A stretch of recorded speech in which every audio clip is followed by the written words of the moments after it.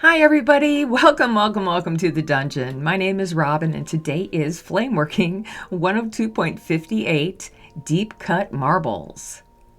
Last week I was making a whole bunch of rings for the girls for Christmas, and this week I thought it would be fun to make marbles for all the boys. I have about 7 of them to make, maybe 8, but you know what? You always have to make at least twice as many, so I have to get this going right now. Our grandson Daniel really loves these glass demonstrations, and one of his favorite ones is the deep cut bead. So I'm going to use that technique in these marbles and see how they turn out. And with that said, I hope you're all doing safe and well out there. Thanks so much for joining me, and I'll see you next time in the dungeon. All right, I'm going to start everything out with a core of white glass. Of course, with all of my demos, if you're going to follow along, you can use any colors that you like, but I'm using 3 transparent colors with this, so I thought a white core would work out just fine. And I just get a little bit of a gather on my white and just get it on a punty. And it's just the center of the marble that we're working on right now, and you do want it to be on the small side. So once we have a little gather going, I'm going to roll it into the marble mold to get it kind of into a football shape and lengthen it a little bit, and then I'll continue lengthening it on the back side of that marble mold. Makes a nice marvering pad. It looks like a lot more glass there now than what I had to begin with. All right, it looks good. So let that cool down for a second, and then we're going to add some of this ruby red. And this is just such a beautiful transparent color. I love it, and it looks great with the yellow and the blue I'm going to use. So I'm going to start from the top and just add stripes all the way to the bottom. I have 5 stripes. 4 looks good too, or 3. And then I'm going to spend a little bit of time to just kind of tuck that glass underneath so it's touching the punty. That's important because when you go to pull that punty out, you want everything to pull out nice and evenly on that end. And that's exactly what we're doing on this front end. We're going to pull this out into a nice even point so all those stripes go right to the center of that end. And then I want to just very gently start heating it up. This color can be a little temperamental if you get it too close to the cones or something. It can tend to discolor the ruby, so I want to make sure I'm working it in a soft, warm flame. And I'm going to roll that out. And then in between the red, I am going to add this straw yellow. I was thinking about adding the electric yellow, but I kind of wanted something a little softer. So the straw yellow works out great, and I'm going to add that right in between. Doesn't matter if it covers the red or not. It'll just kind of flow right into that next color. And then I'll go ahead and tuck that color underneath so it's also touching the mandrel. I'll do that every time. And then I'll just heat this up and start to roll it out. The heating on this takes time, and also when you're working off mandrel, like you're not making a bead, when you go to roll this out, you want to be careful that your stripes do not start twisting up yet. All right, time for our last color. This is white, and I'm going to add stripes of the white right next to the red and the yellow, right where they meet.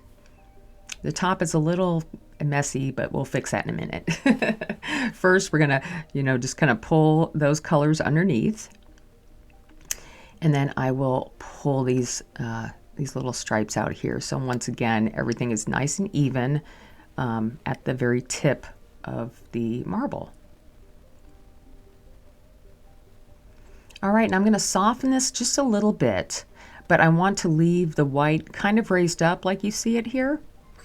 And I do that because it'll be a lot easier for me to add the blue stripe on top of that white, because it kind of, has something to land on. And then we're going to just continue to add those colors. I'll add a little bit to the top where I didn't quite get it.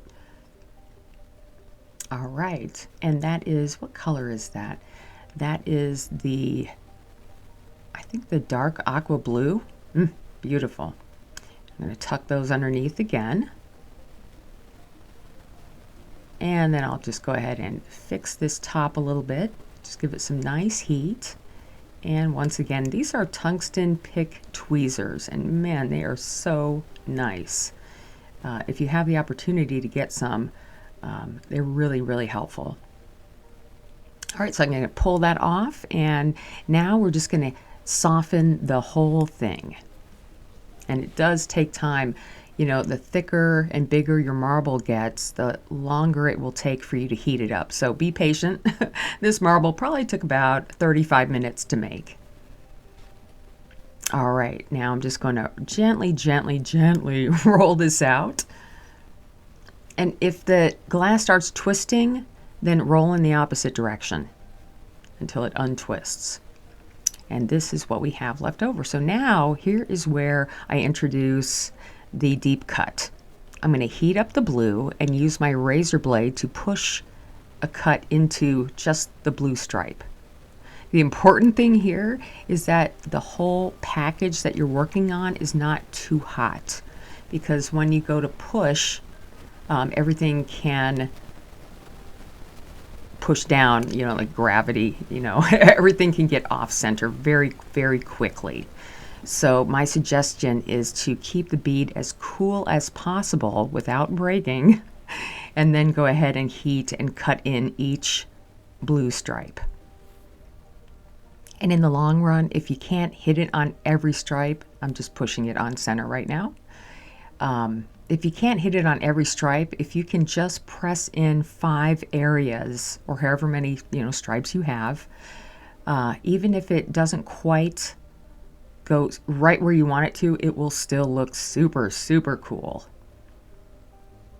All right, so now that we have our deep cuts in there, I'm going to use a clear stringer and just fill in each one of those cuts with my clear glass. And I like to use these pre-made stringers. They're like perfect, and they're all nice and even, and I don't have to worry about making my own. But before I started buying these pre-made stringers, I absolutely made all my own stringers. All right, so moving on, I'm going to heat the bottom, heat the top up a little bit, and go ahead and pull that top out again. This is a great piece for practicing pulling out these little points here and there. But it's important that you keep it really, really consistent on the end, and then you get a really nice twist on the edge of your marble. All right, so on top of those, and I did add 2 swipes of the stringer, okay? And now I'm going to add stripes of a kind of a thicker clear, and I'm basically going to continue to add on top of the clear until I have about, this is like 3 or 4 deep, I guess. So that's how many layers I have on here, including the 2 stringer layers. 1, 2, 3, 4. I have like 5 layers of clear. Once we have that going, I'm just going to try my best to keep all those fins away from each other and just slowly get my heat back into the bead.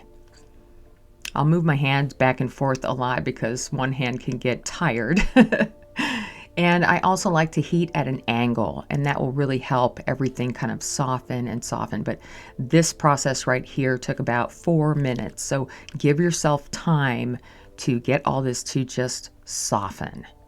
And see how it's not quite smooth all the way around? That's kind of what I'm looking for. And now I'm going to completely cover the whole bit of glass here one more time with a thicker rod of clear. I have my 8mm clear rod here, and I'm just basically encasing the whole marble now. Just kind of getting a gather hot and swiping it from the top to the bottom and overlapping as I go. I'm going to add a little bit to the top here. I did get some bubbles on my sides, but you know, as much as I most of the time don't care about bubbles, when you see it really, really up close in the camera. Speaking of bubbles, I got a really good one coming up for you guys here in a minute. But so I patted that down and just to make it look nice. And now I'm going to pull that end out one more time. And man, that was really hot glass. So I'm holding it down and just pulling one more final point off the end. And the reason why I like to do that is because now I have the perfect spot to put my punty.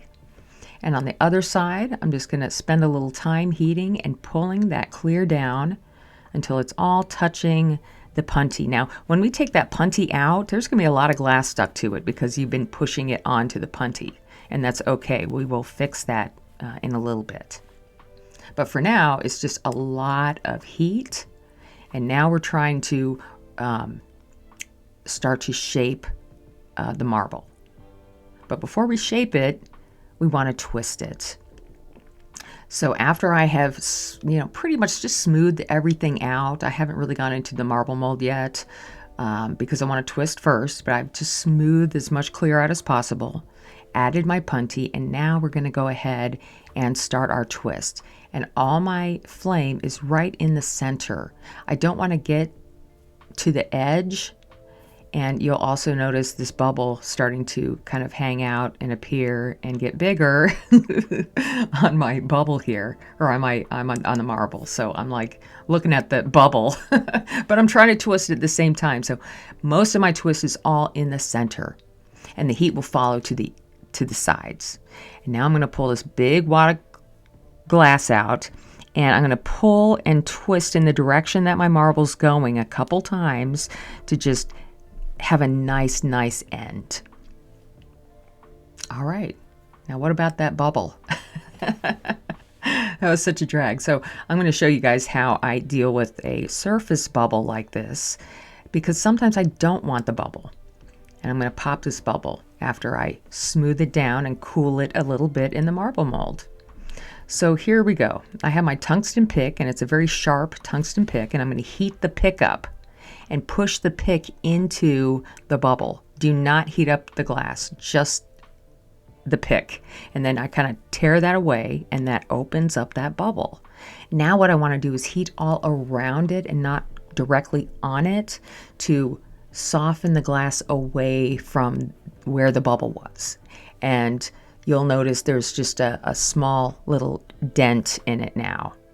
And I'm just going to keep it warm and fill that little dent up after I warm it up, because it'll melt much quicker. Just add a little tiny bit of clear there, and that's it. Bubble gone. I only do that if I know I can open it and it's right on the surface. If it's too deep, I don't worry about it. All right, let's get back into that marble mold. And I use this, I'm working on the side. I never push directly down into the mold because gravity is always kind of working against you.